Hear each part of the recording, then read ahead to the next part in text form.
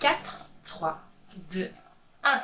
Bienvenue à mon premier épisode de Journal Créatif. Je suis Mélanie et vous pouvez me retrouver sur Instagram ou ici sous le nom Made by Meldat.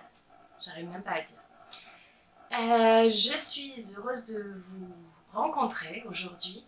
Ça fait très longtemps que je couds et je tricote depuis quelques années très intensivement.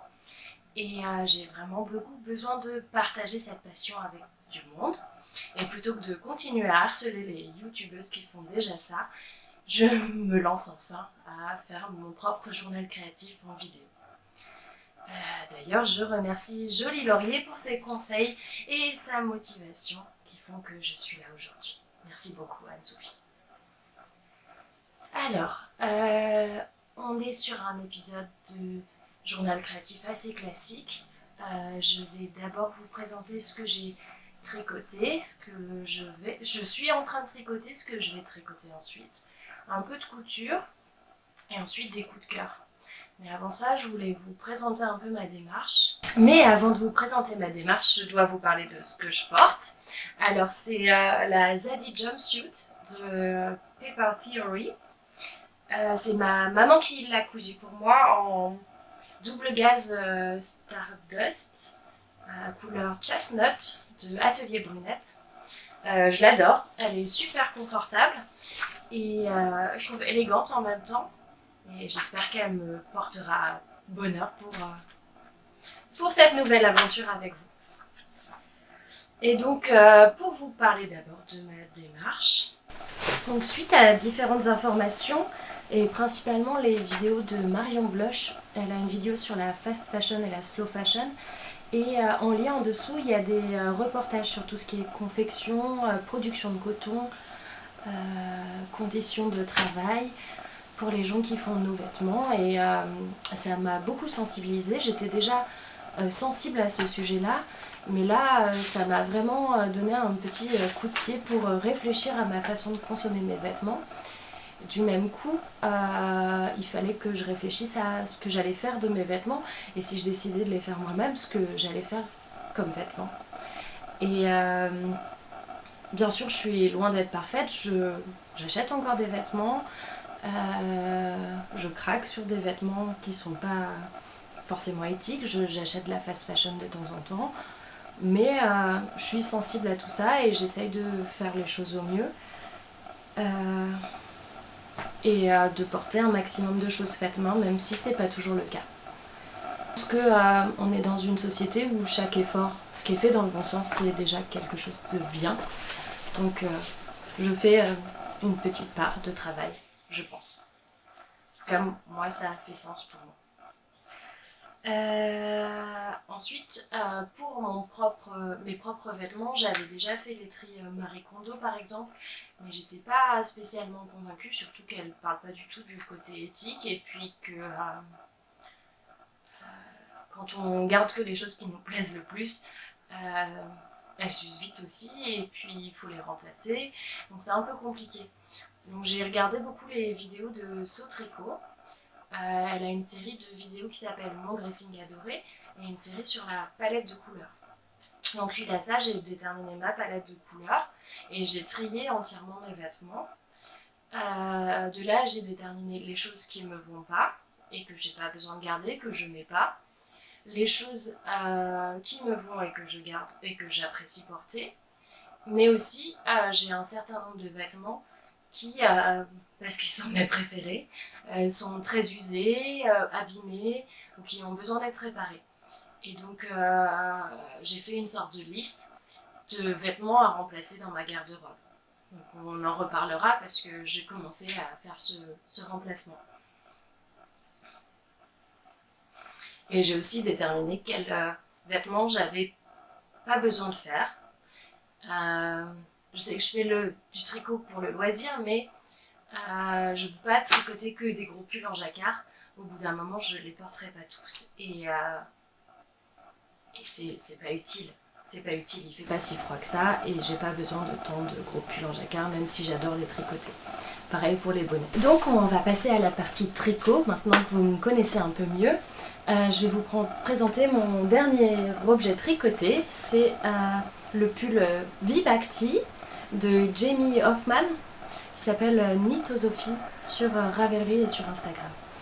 Donc c'est un pull à manches courtes et en fait il vient remplacer un de mes pulls à manches courtes que je portais tout le temps, mais il doit avoir 8 ans.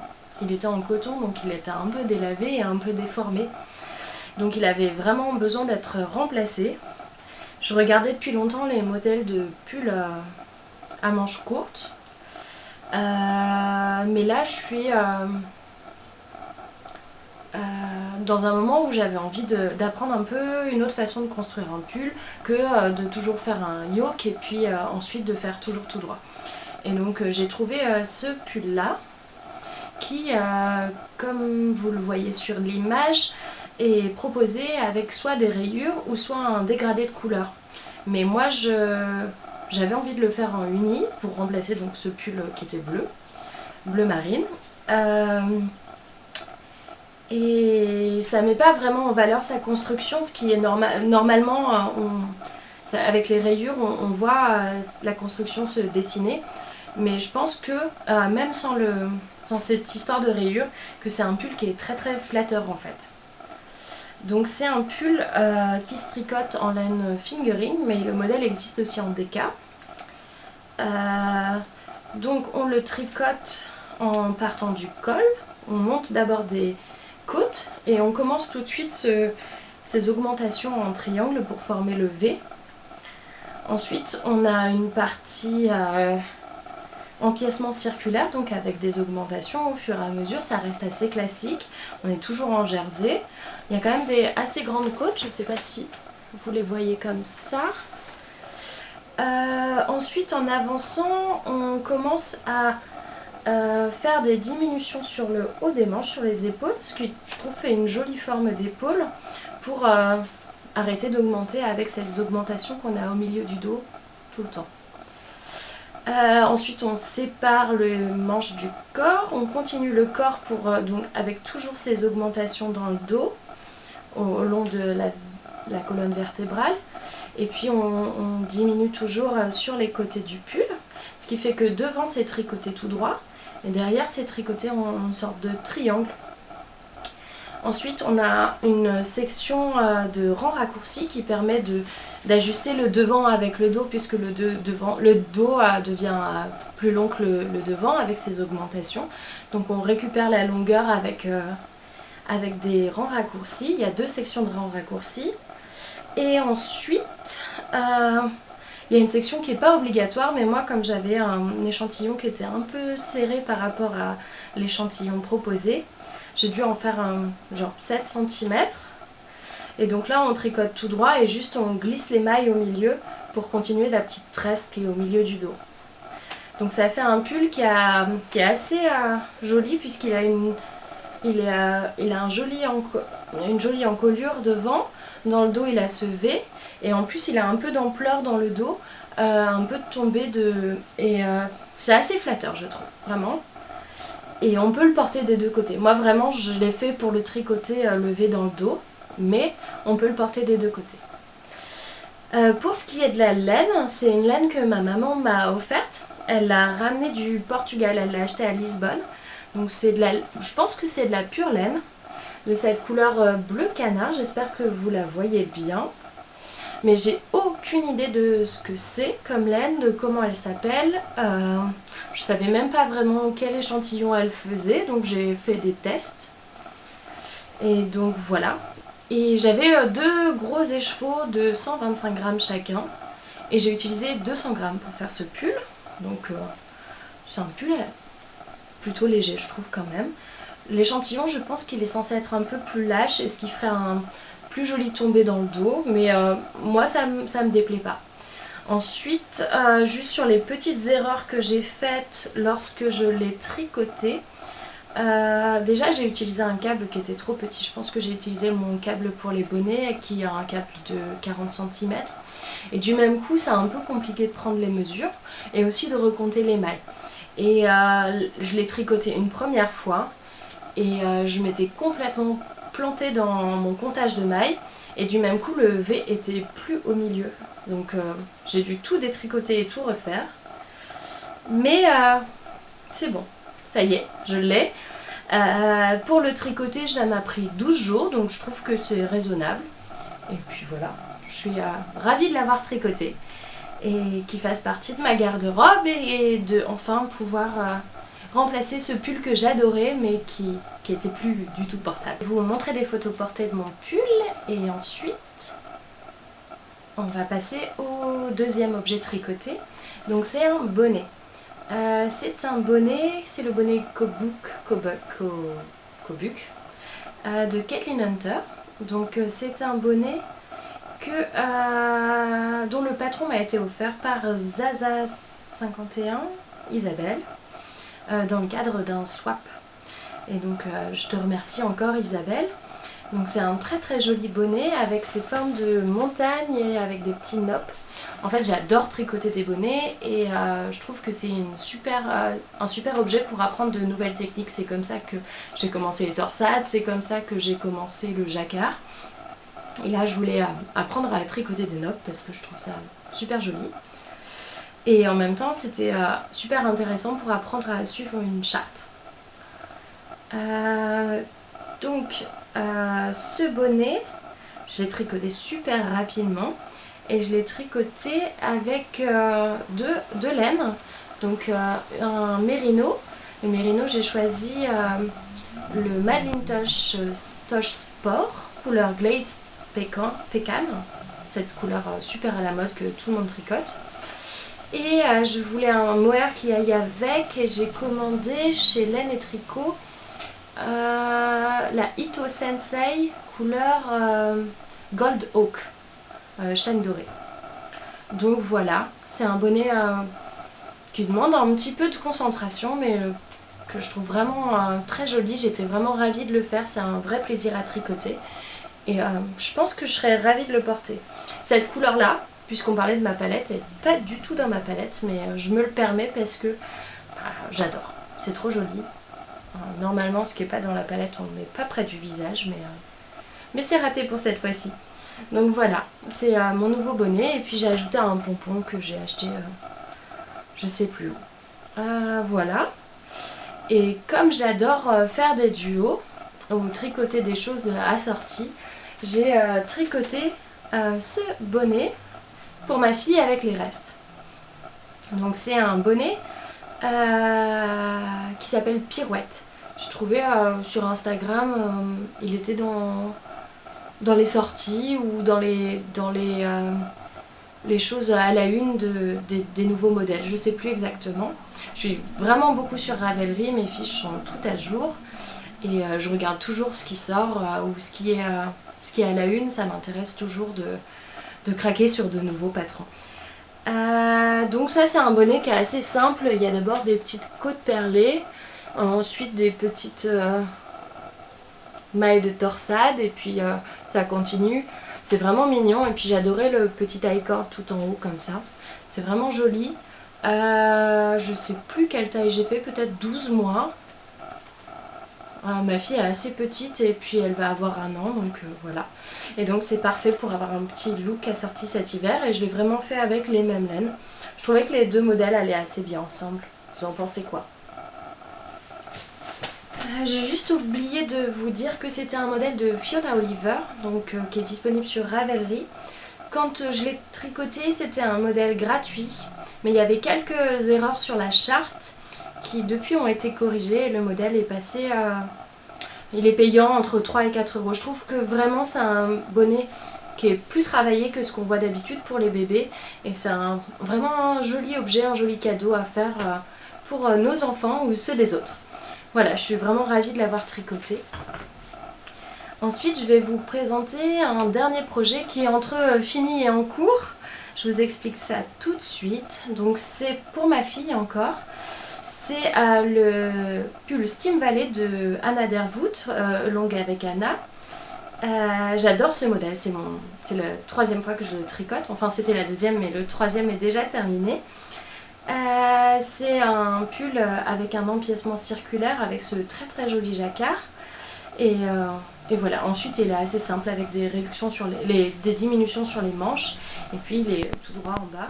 Il est assez épais parce qu'il est en worsted et vraiment j'ai hâte de voir mes enfants dedans puisque j'en ai tricoté un aussi pour mon garçon. Donc celui-ci il est en taille 2 ans, je ne sais plus ce que j'ai dit, c'est la taille minimum qu'il propose. Donc ça ne sera pas pour tout de suite pour ma fille. J'ai un seul petit souci, c'est que j'ai voulu le tricoter avec des restes.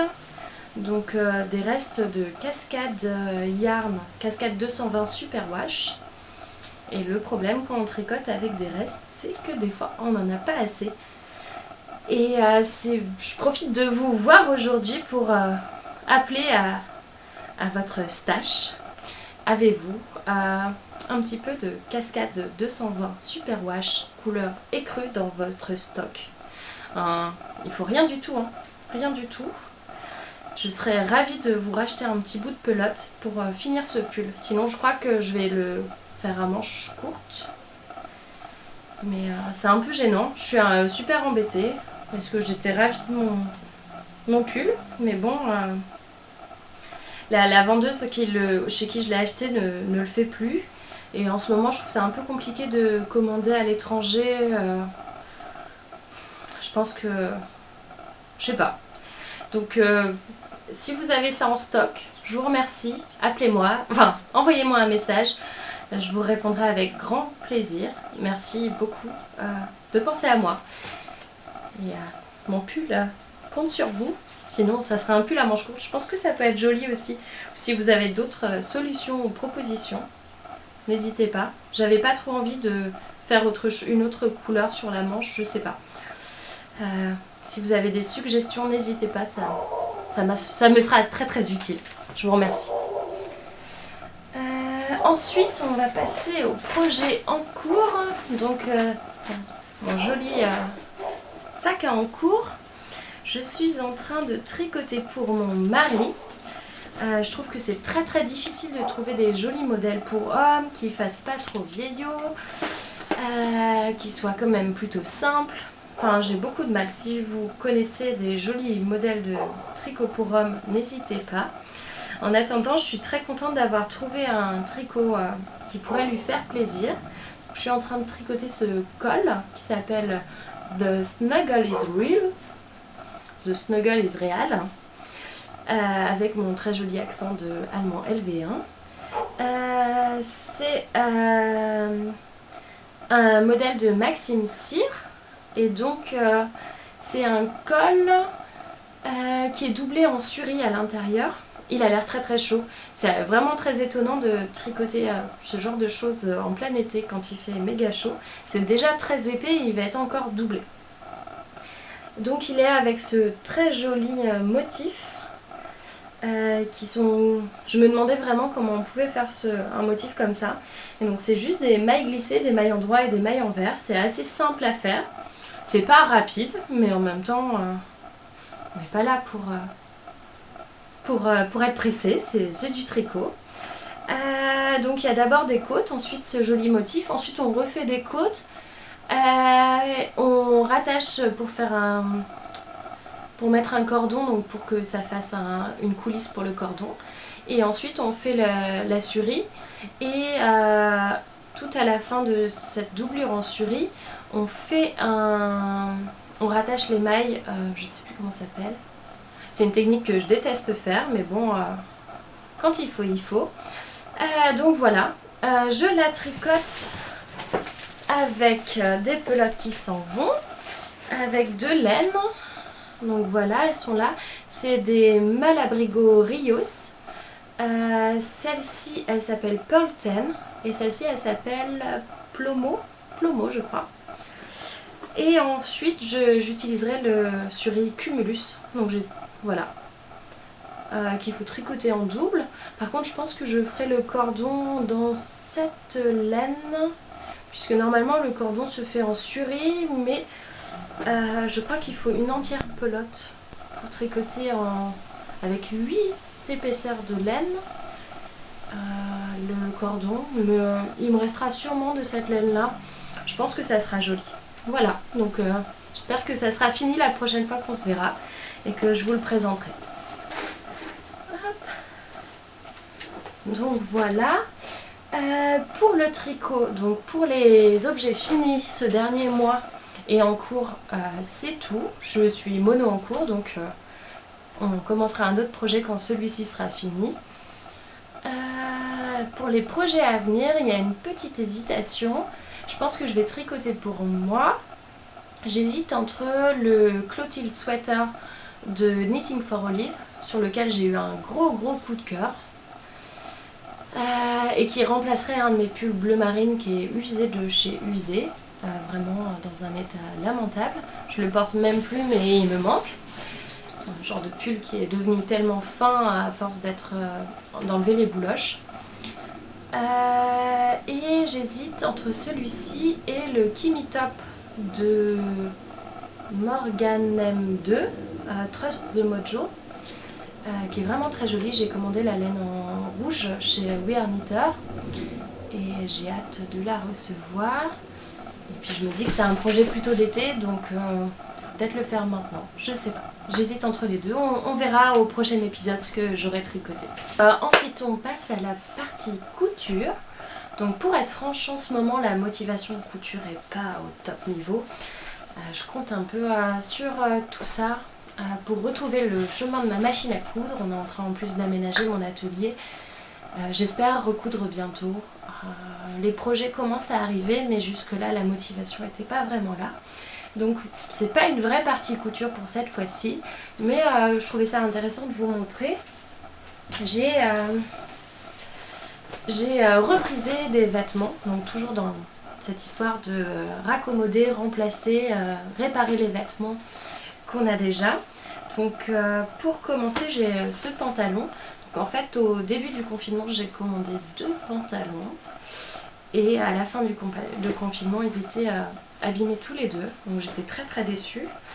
Et en gros il y en a un qui était vraiment foutu, donc j'ai choisi de couper celui qui était le plus foutu pour réparer les autres vêtements. Je me suis beaucoup inspirée de ce qu'était Visible Mending, le hashtag Visible Mending sur Instagram. J'ai une amie qui avait déjà fait ça pour ses vêtements et je trouve vraiment ça joli, et en plus ça a l'air d'être assez solide, on verra. Donc on utilise les méthodes de la broderie Sashiko pour réparer les vêtements. Donc j'ai coupé dans le premier jean qui était vraiment foutu pour réparer les 2 vêtements que je vais vous montrer maintenant. Donc le premier c'est ce pantalon. Donc c'est un pantalon du commerce. Je ne sais pas encore coudre mes pantalons, mais ça arrivera peut-être un jour. Donc j'ai coupé une pièce dans mon premier jean que j'ai appliqué. Là il y avait un trou au niveau du passant de ceinture en fait, mais vraiment genre au bout de 2 fois que je le portais il y avait déjà un énorme trou. Donc j'ai décousu le passant, j'ai appliqué cette pièce derrière, et pour le coudre, donc j'ai cousu tout autour de cette pièce de tissu de l'autre côté, et j'ai fait cette broderie sur le devant. Donc c'est des points tout simples, vraiment la méthode Sashiko, c'est tout simple mais joli. Je crois que j'ai cousu le tour de la cicatrice, on va dire, et ensuite j'ai cousu dans un sens et dans l'autre, en blanc et puis en bleu marine, et j'ai utilisé l'étiquette en cuir du pantalon pour refaire un passant. Ça je sais pas si ça va vraiment marcher, mais je vous dirai à l'occasion. J'étais assez contente parce que j'ai récupéré au moins un des 2 pantalons que j'avais acheté il y a vraiment si peu de temps. Donc voilà. Et je suis assez contente du résultat, je trouve ça plutôt joli. Ensuite, je balance comme ça. J'avais une salopette, et là c'était vraiment la grande déception. Cette salopette, je la regardais sur internet depuis genre 3-4 mois. Et puis je me disais non mais faut pas acheter de vêtements, ça sert à rien. Puis elle est passée en solde, elle coûtait plus rien du tout. Et j'ai fini par craquer. Puis je sais que j'aurais du mal à me coudre moi-même une salopette, à trouver le bon patron et tout ça, alors qu'elle correspondait vraiment à ce que je voulais, une salopette en velours côtelé. Et je l'ai portée une seule fois, et le bouton s'est entièrement craqué parce que le tissu en fait est trop léger pour la tension des bretelles. Et je me suis enfin décidée, c'était il y a 2 ans presque, je me suis enfin décidée à la raccommoder. Donc j'ai recoupé un des petits morceaux de mon jean, là, de tout en bas, la couture du bas pour que ça soit bien solide. J'ai trouvé un bouton qu'on a des fois, vous savez, à l'intérieur des vêtements pour les remplacer, donc c'est pas du tout le même, mais je pense que c'est pas mal. Et pareil, j'ai fait des petits points genre sashiko pour que ça soit bien solide, que ça soit bien lié l'un à l'autre. Et voilà. Donc voilà, c'est pas une vraie partie couture, mais j'ai fait un peu de fausse couture et j'ai 2 nouveaux vêtements dans ma garde-robe puisque clairement je ne pouvais pas les porter dans l'état dans lequel ils étaient avant. Voilà, j'espère que la prochaine fois je vous présenterai un vrai projet couture. Et hop, on balance. Enfin, alors il y a quelque chose qui me tient assez à cœur dans cette vidéo, c'est de vous présenter des coups de cœur. Des coups de cœur qui peuvent être dans tous les domaines. Aujourd'hui, le premier coup de cœur, c'est un vrai coup de cœur pour le pull Louise, L-O-U-I-Z-E, de Lilofil, Bérangère Caillot, je crois. J'ai adoré ce pull-là, il l'a sorti cet été, je trouve qu'il est vraiment magnifique. Pour l'instant, il ne rentre pas trop dans mon programme de choses à tricoter, mais en tout cas, je trouve que c'est une très très jolie création avec sa dentelle qui part en circulaire. C'est vraiment très très beau et je trouve que c'est du très très joli travail. Il y a plein de modèles qui ont été réalisés et qui sont magnifiques. Je trouve que vraiment c'est un modèle parfait. J'espère que je le tricoterai un jour, mais pour l'instant c'est pas prévu au programme. Mon deuxième coup de cœur, c'est un coup de cœur pour un magazine. Je pense que c'est une revue qui est numérique, mais peut-être qu'il y a une version papier. C'est Atelier Hoop, donc c'est Caro Tricotte et quelqu'un qui s'appelle Elena Comte. Donc Caro Tricotte, elle fait les broderies et sa collègue Elena, elle fait les dessins. Et ils font des broderies vraiment magnifiques, des modèles de broderies qui sont superbes. J'ai vraiment craqué pour leur modèle pour la fête des mères, mais il y a aussi une encre avec des petites fleurs dedans qui est magnifique. Je trouve que c'est d'une délicatesse et d'une modernité, je trouve que c'est vraiment magnifique. C'est à découvrir si vous avez envie de vous lancer dans la broderie ou si vous brodez déjà. Et mon troisième coup de cœur, c'est un coup de cœur cuisine, parce que je suis quelqu'un qui adore cuisiner. Et ces derniers temps, j'ai cuisiné plusieurs fois quelque chose qui s'appelle un sushi cake. C'est comme une base de sushi, mais au lieu de faire plein de petits sushis, on fait un énorme gâteau qui est super impressionnant et qui est super bon. C'est une recette d'Anne-Sophie Vidal, Fashion Cooking. Et vraiment, je vous recommande la recette. Une fois qu'on a fait le riz à sushi, qui est un peu... c'est pas pénible à faire, mais il faut être très rigoureux. C'est assez facile à faire. Et vraiment, ça en jette. C'est très très bon. Ça change de ce qu'on mange d'habitude. Et pour inviter ses amis ou sa famille cet été, c'est frais et c'est très très bon. Je vous recommande vraiment cette recette. Nous, on l'a fait et on s'est vraiment régalé. Donc voilà. Donc voilà pour mon premier épisode de Journal Créatif.